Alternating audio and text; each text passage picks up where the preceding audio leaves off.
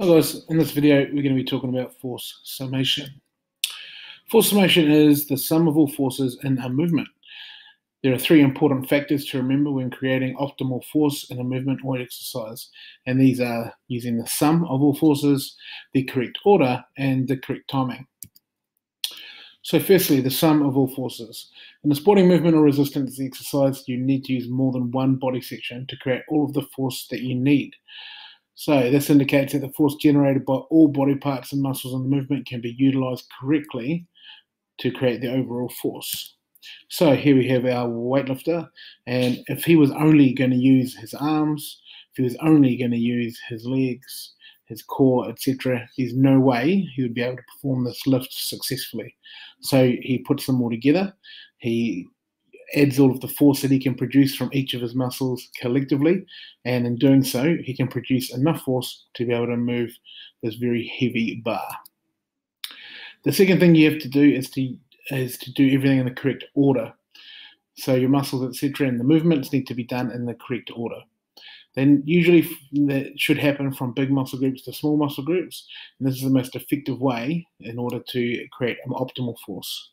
So starting from your legs, your torso, your arms, your wrist, and your fingers would be a good way to describe how you might shoot a basketball.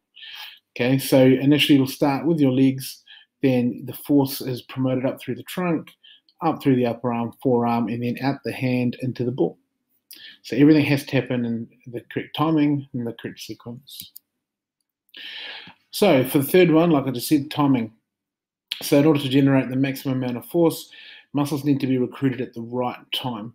If the different muscle groups are recruited at the wrong time, too early or a little bit too late, then you're not going to be able to get the maximum amount of force out of the next muscle.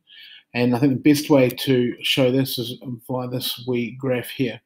So if you've got time along the bottom and force up the side, and here we have somebody who is going a little bit early, so they start to move their hips before the legs have produced an optimal amount of force.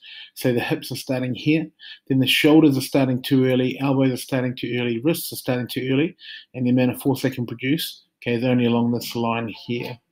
Okay. By comparison, the second person or second graph, okay, it shows that the hips are engaging when the legs are at the optimal height or optimal amount of force. Shoulders are engaging when the hips have created the most amount of force. Elbows are doing the same. Wrist is doing the same. And you're producing another whole sort of line here of force. The last example is when you're producing force too late. So the hips are engaging too late, and already the legs are starting to produce less force. Shoulders are too late, elbows too late, and again, okay, the amount of force that you can produce over time is markedly lower. So in order to generate maximal force, it's really important to ensure that all body sections involved contract with the individual maximal force, and they're all in the correct order, and they're all with the correct timing. So that's force summation. Really easy, short, brief rundown. Hopefully that helps you understand how you can create as much force as possible. See ya.